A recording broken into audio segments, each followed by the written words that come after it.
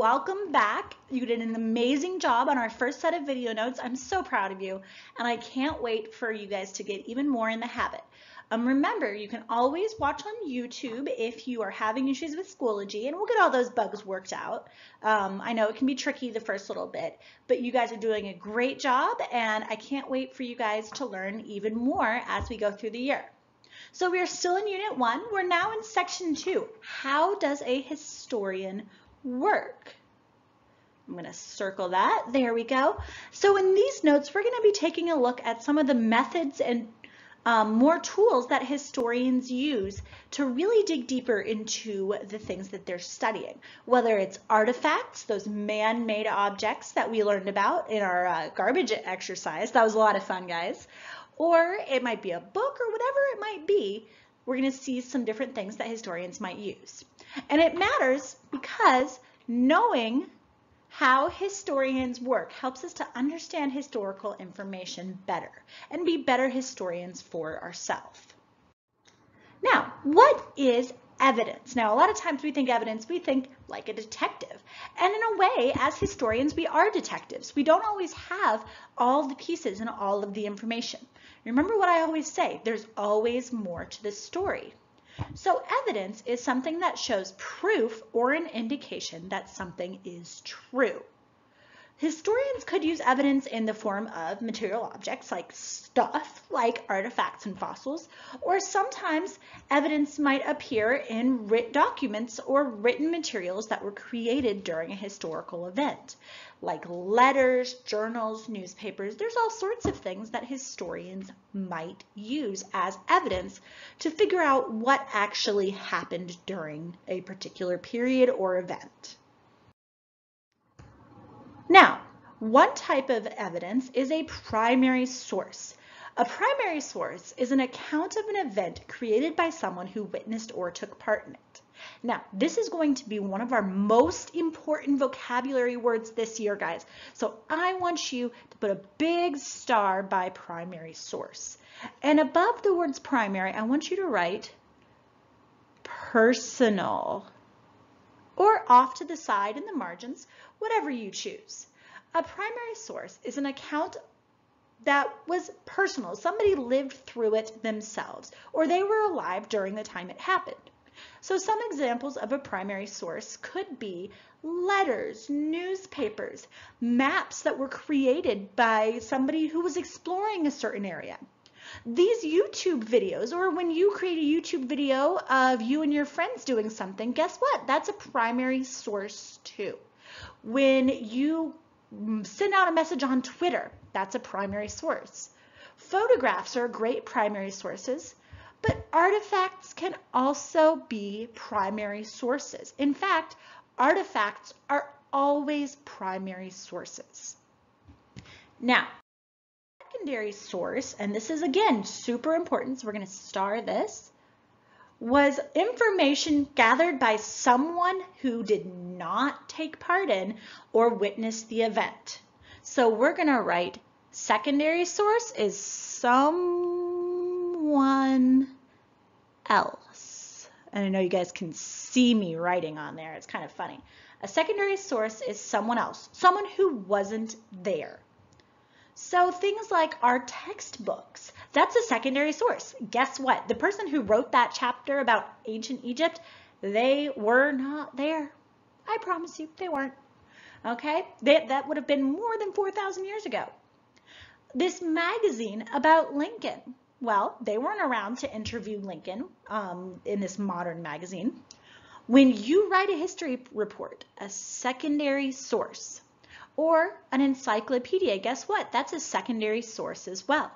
Now you'll notice you have those examples and non-examples. So think about, you can pause the video and think about some of the examples I gave you. Choose a couple from each. And remember, primary sources and secondary sources are opposite, just like fossils and artifacts were. So if something is an example of a primary or personal source, it is a non-example of a secondary source, a source from someone else. Pause the video, take a moment, and fill that out for me. One of the most important questions that we need to ask, whether we have a primary source or a secondary source, a personal source that was written by somebody who was there, or a secondary source by someone else, is it reliable? Can we trust it? And we need to think about where, when, and why this was created. So, for example, let's take a football game, okay? Where, when, and why? And let's say that we are getting a primary source. We're getting the view of somebody who was there, but maybe they're way, way, way up in the stands, okay? They might not be able to see every little detail that happens. We also need to think about what is the point of view of the person telling us the story. So, do they have a specific view on life or an event? Were they biased? So, if, let's say, your friend went to the football game with you and they really hate sports, they might think when they're telling the story of how the game happened, oh, it was such a boring game. Nothing really happened. I couldn't understand the rules. It just wasn't very fun. Nothing exciting happened. That's their point of view. Because of their personal likes and dislikes, they had a very different view than somebody who maybe knows all of the rules, somebody who could tell you why every little thing that happened was exciting. Or the quarterback of one team, who, let's say the winning team, probably had a very different view of how the game went. Yeah, it was a great game. We played our hardest. Than the losing team. Oh, we made lots of mistakes. The ref made some bad calls. So I want you to circle these two questions. Point of view and is it reliable? Can we trust that they are being accurate? And can we trust that they are telling us something through their point of view? Now here's the thing. Everybody has a specific point of view and a specific bias. That's just part of being human based on what we've experienced in our own lives. Now, bias is an unreasoned emotional judgment about people or events. So that could be that we don't like a certain person because of maybe somebody that looks like them treated us badly in the past. So we don't like that new person. Or it could be the bias of, well, your friend who doesn't like football games kind of came in with a negative attitude, so of course she wasn't going to have any fun. Biases could just be part of how we view things view things in our everyday life though. Every person has a bias because of their life experiences. The way that you experience different events in your life shapes how you will interpret other things that happen to you. That's why two people watching the same football game could have very, very different emotional reactions and enjoyment levels of the same game. So as we look at historical sources, it's important for us to ask, what was this person's bias? Maybe they're writing about ancient Rome and saying ancient Rome's the best civilization ever. And they might think that because they're from ancient Rome. But one of Rome's enemies might be writing about ancient Rome and saying they're terrible, destroying conquerors because, in their experience, that's what they experienced. They experienced the Romans coming in and taking over. Everyone has a bias, so we look out for that as historians.